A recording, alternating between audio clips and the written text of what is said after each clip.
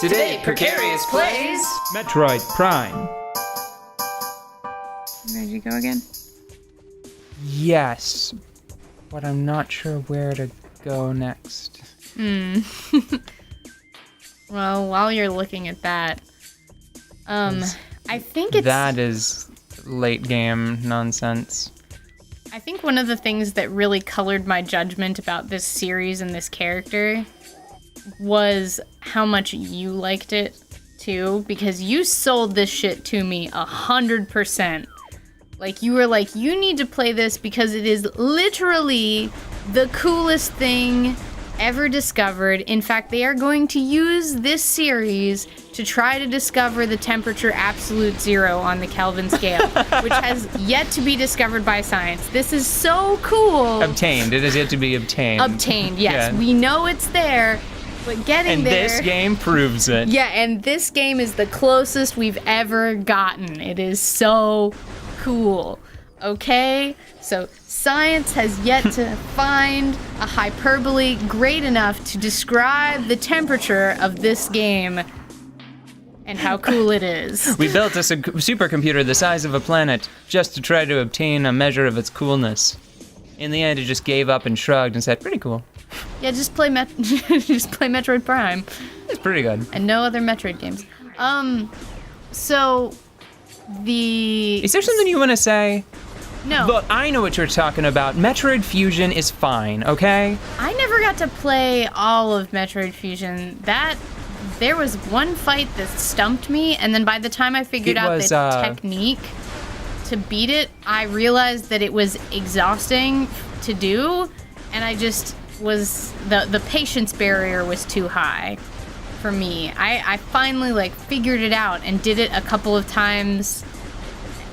You know, when you figure out a technique for doing something, but you've already expended so much, mental and emotional energy on getting to that point, and then you realize that you're only halfway there, it's just ugh.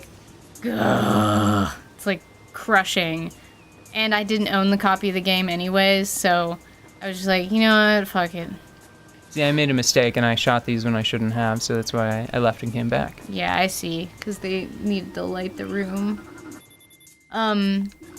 Oh gosh. Oh yeah, I think this game is a game that revealed a little bit of detail about Samus's upbringing, about the species, because, how do I introduce this topic? Spanish is a language that I Spanish know Inquisition. some of. It's a Spanish that I know some pieces of. Enough to order food and talk about probably housewifery. Fucking... Whew. Okay, I'm a little off track then. Yeah, just a little bit. But these are Chozo ruins, right? Yes. So we are on a planet formerly inhabited by the race that adopted you and gave you your power suit. Yes, and also, interestingly, the race that, created... Mother Brain. Mother Brain, okay. So, this... Yeah, hold on, just real fast, a lot of people, that's a weird one. Yeah. That isn't, I don't think, super duper widely known. There was a manga that has never, I don't think it's been officially translated into English even now. Mm-hmm. I found that shit because I was so interested in Samus as a character. I read that shit when I was 13 or 14. Yeah. Because I found it translated on the internet. And that's one of those points of pride where I can't remember why it was brought up, but there was a Nintendo employee that was trying to justify something. Uh-huh.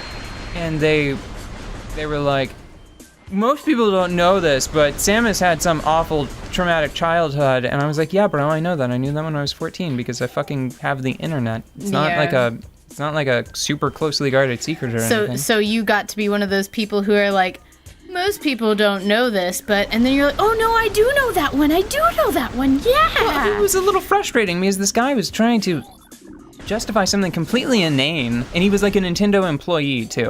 Oh yeah. I could just remember.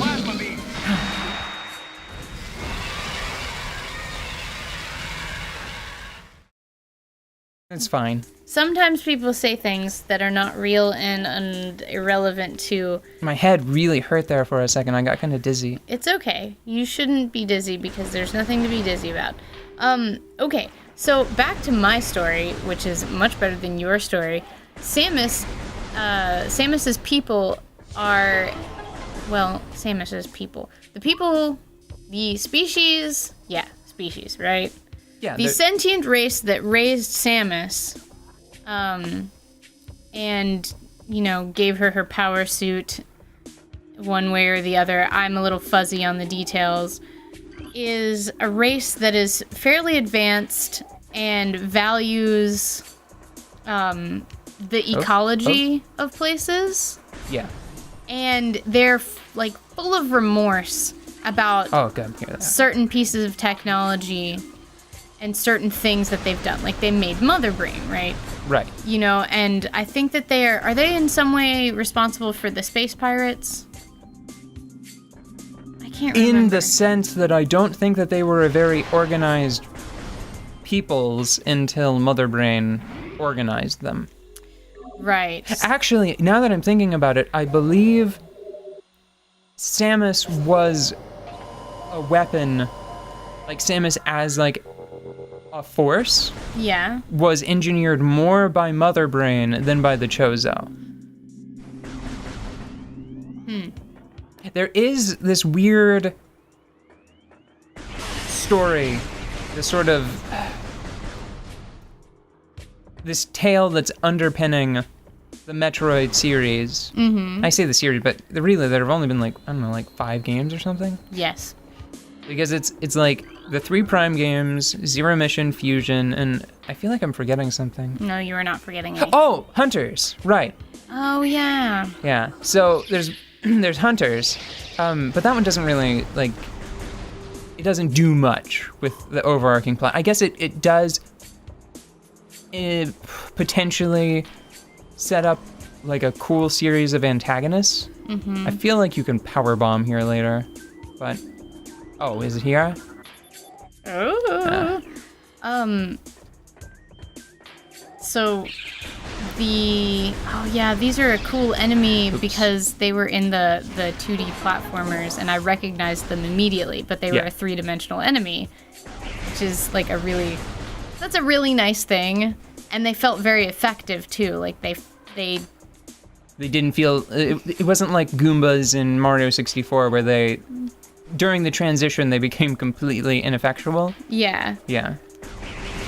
So, lots of nice touches in this game. But the story that I was trying to tell was this game has all of these points that it teaches you to scan, of course. We've talked about how nice it is that they make scanning objects and creatures valuable to you by making it mandatory in some cases, but also littering the entire environment with little pieces of information about the stuff that you're fighting. And one of the things that is present, we've actually already seen that in the game so far. There are little ripply wall areas that have... Oh, the Chozo lore. Yeah, they have pieces of Chozo lore. And I remember reading one of those talking about how they were they were just starting to get this planet to recover and then something drastic happened. So knowing that she comes from that type of culture that is full of knowledge and also, remorse and, a value of, valuing ecology, I think, is probably the most overarching term to cover the whole thing, because it's more than just plants or animals, because that vine sticking out of the wall is kind of a crossover situation if you ask me. And it's the whole water system of the place. It really quickly explains the toxicity of all of the water that surrounds you. It's not just because you're in a foreign place, you're actually in a place that has been polluted because these are ruins. By a very specific cause, though. You can actually clear up, and it's necessary to explore this area fully. Yeah. You can clear this particular bunch of pollution. Yes, you can. We're actually probably going to do that pretty soon. Which is interesting. So it has these sort of by the way, conservationist type themes, I think this might be one of the ones. Let's see. Disaster struck suddenly. We had a vague, dark foreboding. And it became truth. A meteor appeared from nowhere, casting a dark shadow of debris over the land. With the violence of its impact, its destructive force spent. The fallen star burned itself out rapidly, and the incident should have faded into memory, but the meteor brought with it corruption. A great poison burst forth into the land, and strange energy that clawed at natural life with a ferocity. That strange negative energy emitted from the meteor expanded to encompass Talon 4 in a night, as a spider weaves a web. It is interesting that I think that this area is poisoned. Yes. Perhaps it's because of like the easy answer, which is Phazon corrupted some creature. Oh, dude, you got the charge beam. I did get the charge beam. So the Phazon, maybe it corrupted some creature, right? Or maybe that creature is a failed attempt by the Chozo to create something that could filter Phazon. I've always just thought that about like the first major boss in the game. I just wanted to put that in there. And we'll deal with this fucking mess, this riot, tomorrow. Soon you are going to get to see the proper tool for cleaning a mess such as this. And guess what? It's free.